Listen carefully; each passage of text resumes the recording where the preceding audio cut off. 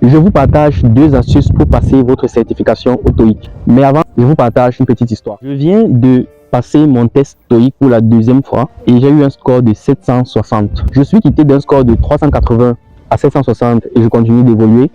En vrai, je suis un peu frustré parce que j'imaginais un score de 800. J'imaginais dépasser la barre des 800 parce que lors des entraînements, j'ai dépassé la barre de 800. Et en vrai, j'ai donné assez de mon temps, j'ai consacré beaucoup d'énergie.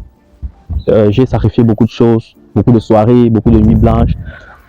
En fait, si vous n'avez pas encore vu la précédente vidéo sur le TOEIC, je vous invite à aller regarder. Je crois que la vidéo va s'afficher là ou quelque part là.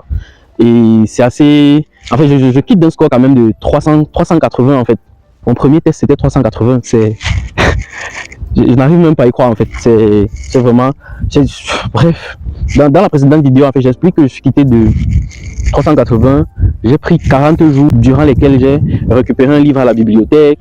J'ai étudié pendant 40 jours. Je m'y suis donné. Bon, là derrière moi, on voit le fleuve. C'est le fleuve qui est en bas de chez moi. C'est très beau ici. Ouais, moi je vous montre un peu l'endroit. C'est assez calme, c'est assez beau. C'est très cool. Il y a des bancs publics, il y a un espace de jeu.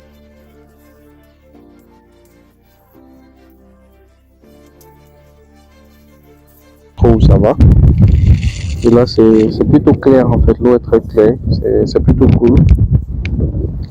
Et souvent il y a quelques bateaux qui passent par là. Voilà, en parlant de bateau, voilà un bateau qui passe. Ah, je suis resté un peu et voilà, il passe. Derrière c'est bon, les gens viennent, c'est un peu comme un parc. Il y a un air de jeu derrière. Foot, je sais plus trop quoi. Puis c'est plutôt cool. J'ai récupéré le livre en question. J'ai taffé avec 40 jours, non, mais c'était pas facile, 1 à 1h30, parce qu'il fallait vraiment que je lève mon niveau, que ce soit en anglais, que ce soit au TOEIC en question. Il fallait vraiment que je lève mon niveau en fait. J'ai taffé 1 à 1h30 chaque jour, où j'apprenais les mots, je mémorisais les mots, je reprenais les audios, je reprenais les enregistrements.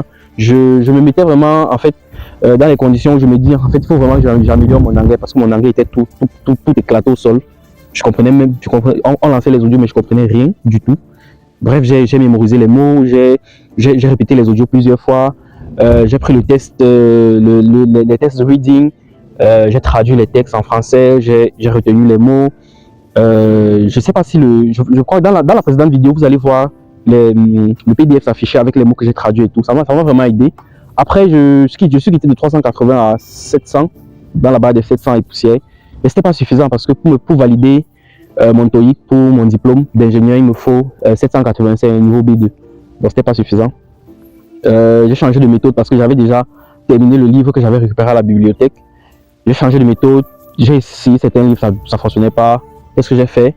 J'ai récupéré 11 anciens TOEIC et je me suis mis dans les conditions. Chaque jour pendant 14 jours environ, je reprenais en fait les tests. Soit je faisais un reading, le lendemain je faisais le listening. Soit je faisais le listening, le lendemain je faisais le reading. Il y avait des samedis comme ça où je faisais totalement tout un test pendant 2 heures. Je faisais les corrections, je reprenais ce que j'avais raté, où est-ce que j'avais raté, où est-ce que je n'avais pas bien compris, etc.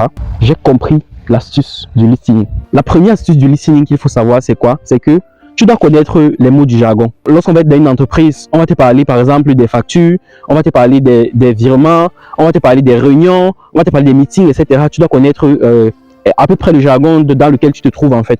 Lorsqu'ils vous évoquent certains termes, tu dois savoir que là on est dans le cadre d'une réunion, là on est dans le cadre d'une livraison, là on est dans le cadre de je sais pas trop quoi, tu vois. Une fois que tu connais à peu près le jargon, tu n'as pas besoin de connaître tous les mots, c'est pas nécessaire en fait. Une fois que tu connais à peu près tout le jargon, c'est bon. Maintenant la deuxième chose c'est que pendant les audios, c'est-à-dire, tu dois pouvoir lire les questions, même avant que l'audio ne commence, tu dois pouvoir lire les questions parce que généralement, c'est 3 questions. Généralement, les questions tournent autour de quoi? Les questions tournent autour de, en fait, qui est l'interlocuteur, qui est la dame, qui est le monsieur, qui est peut-être à la gare. Tu dois savoir, généralement, de la première à la deuxième phrase, te donne en fait le métier du monsieur. Ça peut peut-être être un call, il va dire « Hi, I am Mr. Tell. I am working in the super gare », tout ça. Tu sais que voilà, s'il travaille à la gare, en fait, c'est un agent de la gare, tout simplement. Tu vois. Donc, généralement, c'est dans les premiers mots, la première phrase en fait qu'il va prononcer, qu'il ou elle va prononcer. Ça, tu dois pouvoir l'identifier assez rapidement. La deuxième question va généralement être une question un peu plus spécifique au texte en question. Et la troisième question, c'est what is the man proposed to do? On va te demander qu'est-ce que l'homme se propose de faire, ou bien qu'est-ce que l'homme a décidé de faire, ou bien qu'est-ce que la dame va faire après, qu'est-ce que tu vois, ce sont les questions qui reviennent presque tout le temps en fait. Donc quand tu prends un audio, quelque part en fait tu identifies tu identifies rapidement en fait ces différentes questions et puis tu peux rapidement t'apprêter en fait. Donc une fois que tu as cette routine là, tu peux facilement t'en sortir au listening. Maintenant la troisième astuce c'est quoi? La troisième astuce c'est que pendant que les audios sont en train de passer, tu cherches la réponse dans l'audio en fait. Tu cherches la réponse dans l'audio. Parce qu'en fait, les questions se suivent dans l'audio en fait. Les réponses aux questions se suivent dans l'audio. Tu regardes les questions au fur et à mesure qu'ils sont en train de donner des audios. Tu analyses les questions et au fur et à mesure qu'ils sont en train de... au fur et à mesure que l'audio est en train de passer, tu es en train de remplir en fait la feuille de réponse. Tu n'es pas obligé de remplir, mais tu es juste obligé d'écouter l'audio, d'écouter la réponse à la question et puis de noter. Tu peux noter quelque part sur ta main, je sais pas trop, tu retiens tout simplement en fait l'audio en question. C'est comme ça que j'ai fait pour obtenir un score de 495 au listening. Donc ça dit quasiment en fait tu as raté 5 ou 6 parce que tu as suivi les audios, déjà plusieurs fois et tu t'en sors facilement. Donc en fait c'est ça en fait l'astuce ultime. Une fois que tu connais le jargon et que au fur et à mesure que l'audio est en train de passer, tu es en train de chercher les réponses dans l'audio, franchement, tu obtiens le score maximal en fait. Et avec un score maximal comme ça, tu peux facilement taper dans la barre des 800-900 en fait. Donc en gros, c'est ça le truc. J'ai connu ça comment en fait, c'est qu'une fois, j'étais en pleine salle de compo et tout. On a fini l'audio. Enfin, c'était à la certification, hein. C'était à la certification. C'est-à-dire que ceux qui vont sont prêts. Parce que voilà, ce sont les gars qui tapent dans les 900. Et puis, on a fini l'audio. Et j'entends les pages se tourner parce qu'on était à la fin d'une page et il fallait retourner la page pour continuer les autres questions.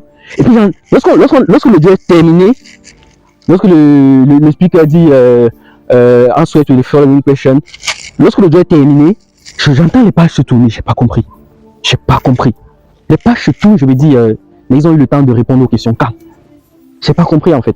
J'entends tout le monde tourner des pages. Je dis, c'est à ce moment que le speaker il commence à dire question 1, who is the interlocutor, bref, who is the man following the woman. Moi je réponds. Après question 2, what happened in the Friday afternoon. Moi je réponds. Question 3, what is the man proposed to do. Moi je réponds. Puis le gars avait tourné les pages depuis, j'ai pas compris en fait. C'est lorsque j'ai découvert l'astuce que je me suis dit ah bon, en fait c'est comme ça. Donc en gros c'est ça l'idée, c'est ça le texte, c'est ça l'astuce. Tu appliques ça, franchement, mais ça nécessite, si ton niveau en anglais d'abord général n'est pas bon, tu relèves d'abord ton niveau, tu appliques et tu vas taper dans la barre des 800. Bon, la prochaine fois je vais passer encore la certification une énième fois. Parce que j'étais à 760, il me faut 785, je pense que la prochaine fois sera la bonne, mais déjà en gros c'est ça le truc en fait, c'est ça l'idée. C'est ça vraiment le mystère derrière. En gros, c'est pas compliqué, il faut juste que tu t'entraînes, tu vois. Donc, bref, on est ensemble.